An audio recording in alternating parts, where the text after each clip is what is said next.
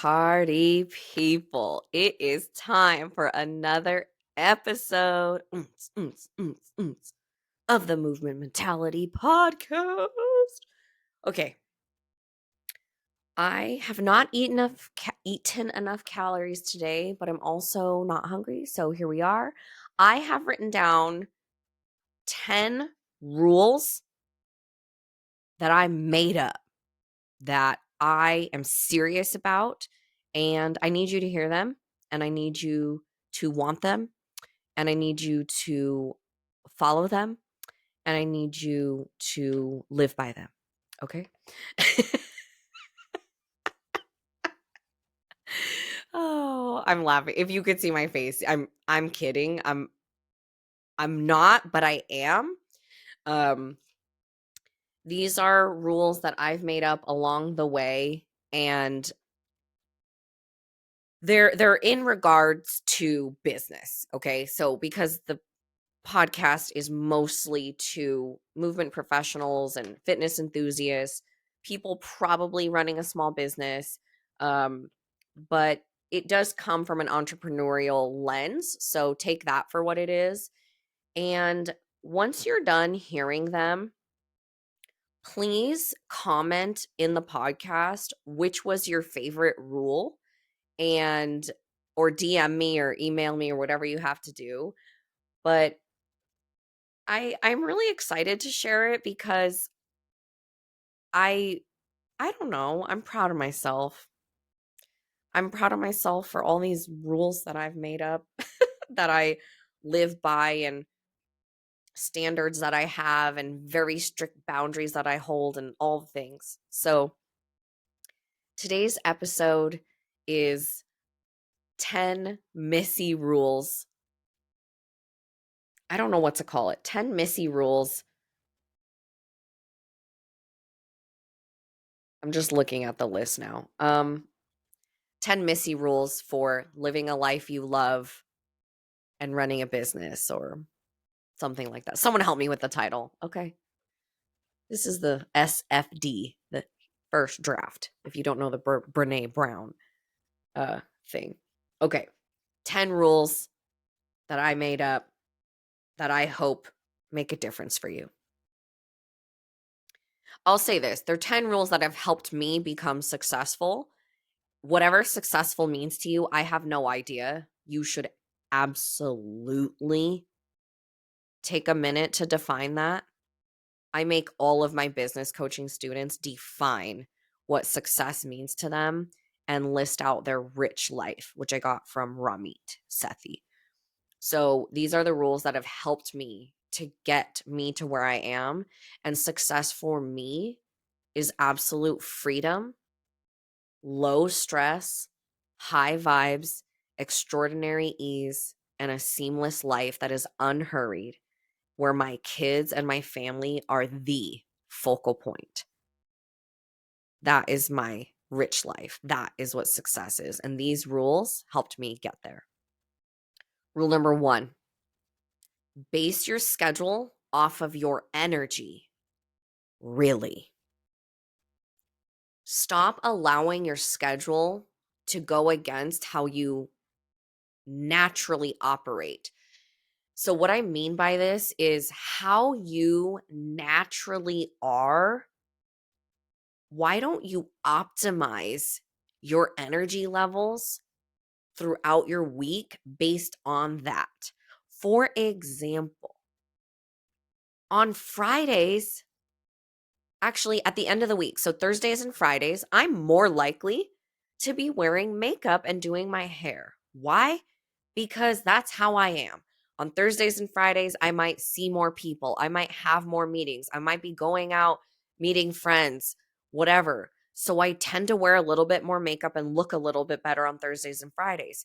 So those are days I film things. Mondays, I look like I look how I look, okay? I'm still beautiful in a different way, but on Mondays, I'm like in sweats. I don't put a bra on, my hair's up, like I do not wear makeup, like not even a dot. Um Not a great day for filming. Now, if you follow me on Instagram, you know I will film when I need to, when I'm vibing. I don't care how I look because my job is to serve you. It has nothing to do with how I look. So I will still film on those days, but you kind of get my example is base your schedule Monday through Friday off your energy.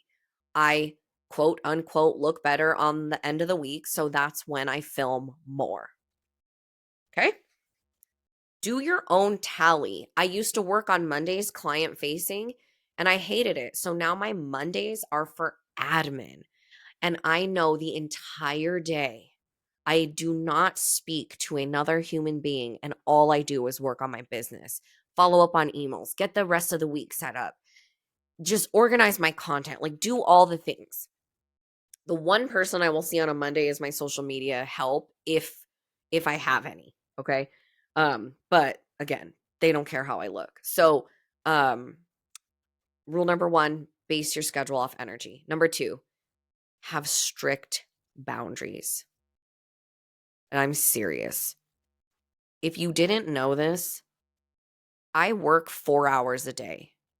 And that's from when I had the baby at home. So Ryan and I kept our baby home for 2 years. We would work in 4-hour blocks. On Mondays and Wednesdays, I work from 8 to 12, and he works from 12 to 4. On Tuesdays and Thursdays, he works from 8 to 12, and I work 12 to 4. So I typically work 16 hours a week and sometimes 20. Like sometimes I work 4 hours on Fridays. So let's give it a rough 20 hours a week. Since I have changed my schedule to 4-hour workdays, I have 5 times my income. And I'd love to hear from you why you think that is. Listen to me, okay? 3, prepare to fail. Always prepare to fail. You are going to fail. So when it happens, you could either be like, oh no, what am I going to do? Or you could be like, yeah, I was already prepared for that. So map out the worst case scenario, build out a strategy around it so that when it happens, you're like not shocked at all. You're like, yeah, I already freaking planned for this. So I'm calling it the FAP, fail as fast as possible. FAFAP. I love failing as fast as possible. I love it. It means success is closer and not farther. Number 4, be transparent, authentic, and have fun. What's fun? Fun is that thing you used to do before you had responsibilities. Have fun, you guys. Fun, authenticity, and transparency. FAT. Fat? Be fat. Oh my God, that would be so funny if you were like Missy said. Okay. Have fun, be authentic, and be transparent. Right now, I'm building out a business coaching program. It's a beta program. It's for founding members. I'm working on the workbook. It's not done yet. I'm spending every waking hour on this thing. I will drop it week after week. And by the end of the program, you're going to have a whole workbook, but it's not ready yet. I'm just totally transparent. So that's why the price is lower. Because I'm not ready. You're on the journey with me. Okay, number 5. Freaking go for it. Okay? Just go for it. Whatever it is, just go for it. Stop freaking whining and complaining and this and that. Just go for it.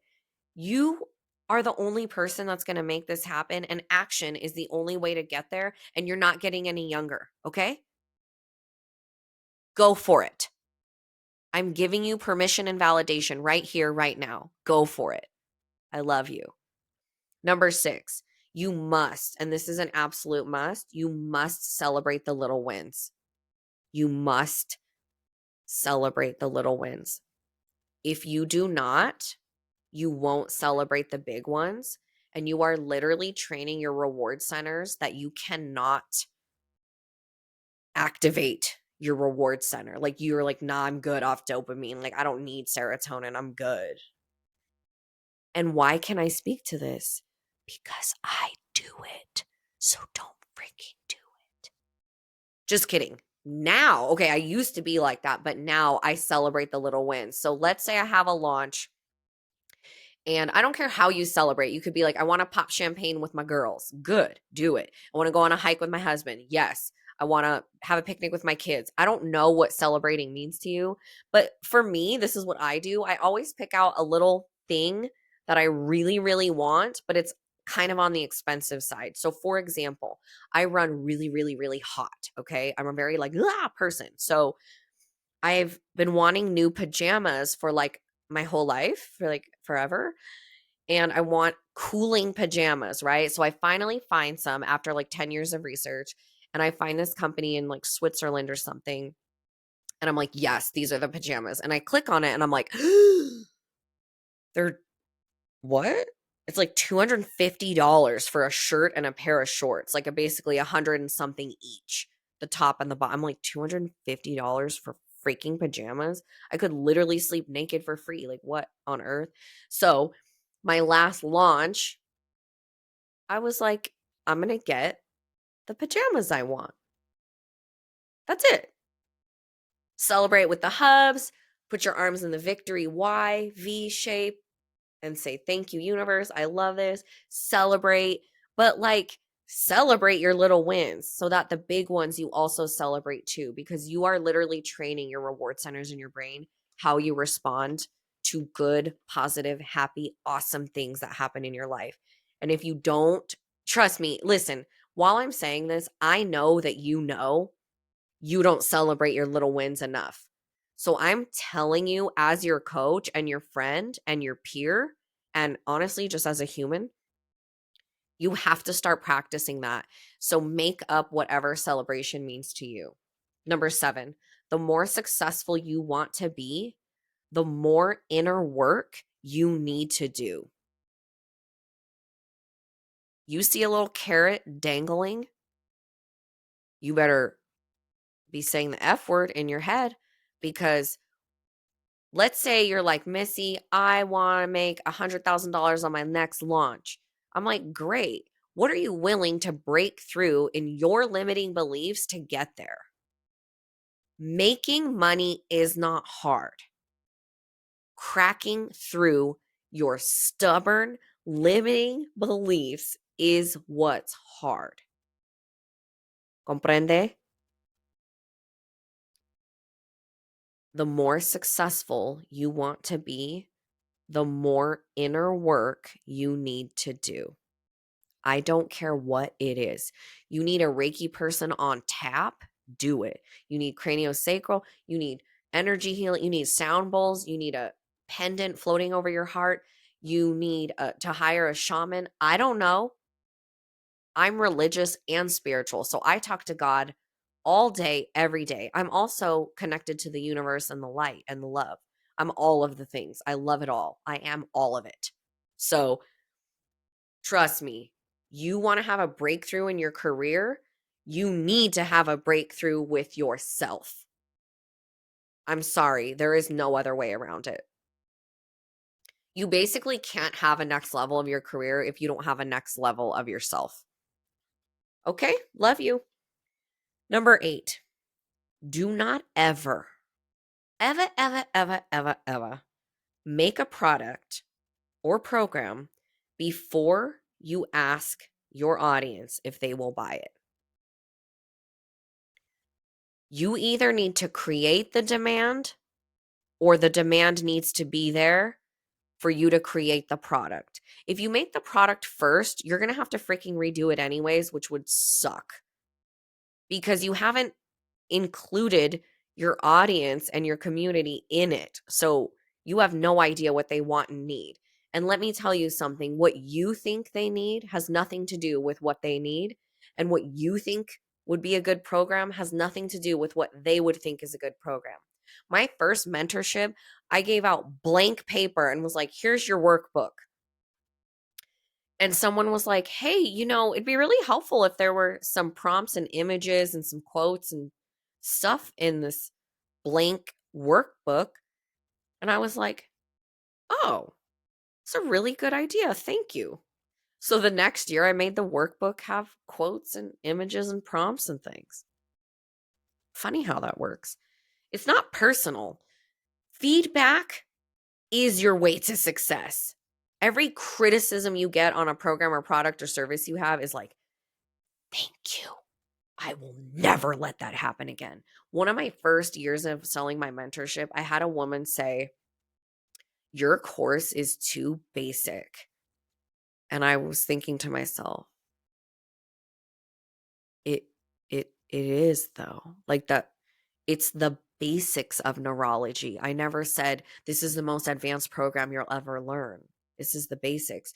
But because of that comment, I now say the basics of neurology in my elevator pitch. It's all over the sales page. This is the basics of neurology because her criticism was useful. So pull your audience, talk to them. If you're a one-on-one personal trainer, ask them. Literally, they're doing their reps and you're like, "Hey John, I'm thinking about making this like eating out cheat sheet for people over 40. Would that be something you're interested in? Yes or no?" "Yeah, I would buy that." "You would buy it." "Oh, cool. How much would you pay for that?" "I don't know, $100." "You'd pay $100 for that?" "Yeah, I would." "Great, thanks." Data collection, market research. I don't care what you want to call it, but market your audience. If you have 3 people in your audience, that's still your audience, right? Like talk to your people, ask them. I literally would, in the beginning of all this, I would say, would you pay $9.97 to work with me for 12 weeks and learn all of my education? Yes or no? And people would be like, yes. And I would be like, you would? Okay, great. $12.97 it is. Like, I didn't price my stuff. My people priced it. Okay. Just do not ever make a product before talking to people. If you don't know for sure people will buy it, don't make it. You need to make sure people will buy it and then you make it. Number 9, be the best at what you do. Be the best at what you do. Just going to say that again in case you didn't hear me. Be the best at what you do, not what anyone else does. There are so many people with my same exact credentials that come to me and ask me to explain things to them. And I can promise you they are a lot smarter than I am. And they're like doctors and all these fancy things. And at first I was like, why are you asking me? I'm literally from a small town. I have no letters behind my name. I'm not a medical professional. My name is Missy. I'm small. I'm a female. I'm 4'11". I had all these stories, right? But the demand was so high that people kept coming to me and asking me, how do you use this with clients? How can you explain that to me again? Can you say that one more time? I love your cue. Can you show me how to say that cue? I mean, it just happened for like a decade. And then finally I was like, frick, maybe I should like teach a mentorship that teaches people how I teach these things. Because yes, you might be learning it in 10 other places that are fancy and have all these fancy tools and accreditations, but the thing is they're asking me. So it's the same thing with you. If you're a body worker, be the best at what you do. If you're a photographer, be the best at what you do. Maybe you're good at candid shots. If you are a preschool teacher, be known for what you do. So my number 9 rule is be the best at what you do. One of my favorite examples of this is bar classes. You know, there are probably like 20 different bar classes, and they're not like, oh my gosh, the market's saturated. There's like Pure Bar, um, SF Bar, Bar Classic, Bar this. Like you could just type in bar class and there'll be like 10 different bar classes in your area. And they're all doing something different. It's all the same. It's all different. Just be the best at what you do and the right people will find you. That's how frequencies and energy and radiating out of your heart coherence works. And number 10, do not deviate from your plan. Okay? Do not deviate. If you say you're going to post 3 times a week, don't deviate. Okay? Just try to stick to the freaking plan. If you are going to talk to one audience for 12 months, don't deviate. Don't try to talk to 3 different audiences at one time. Just talk to one. Give it a go. That's my number 10 rule. Don't deviate. Whatever you decide, just don't deviate. Y'all are not letting your business simmer long enough. You're like, woo, squirrel, woo, woman in a red dress. Yeah. Let me tell you something. I've been selling the same mentorship since 2020, and I will continue to make it better. I don't deviate. This is year 5, and it'll be like the 10th rendition or something. My goal is to lead by example and show you what doesn't work and what works. So my programs are in year 5, and I'm still working on refining them. And I literally, it's Thursday, 2 days ago, I asked my mentees how I could make the mentorship better. And they were like, cheat sheets. You want a freaking cheat sheet? I will make you a cheat sheet. You got it. You want cranial nerves all on one paper instead of a whole workbook? You got it, boo. Your wish is my command because I am a service-based business person. You want a cheat sheet? I will make you a cheat sheet. I mean, maybe I won't make it, but I'll definitely have it made if I don't make it myself. You're going to get it because you asked for it. Your happiness is my goal. My goal is to serve. Okay? Let me know which one of those landed for you, which one of those spoke directly to your soul. DM me, email me. Definitely rate the show 5 stars if possible. Share it with someone who could benefit from this. As you know, sharing this and rating it and commenting and all the things is literally the only way a podcast grows. There's no other way. So I truly, truly appreciate it. I love you, and I'll see you next time.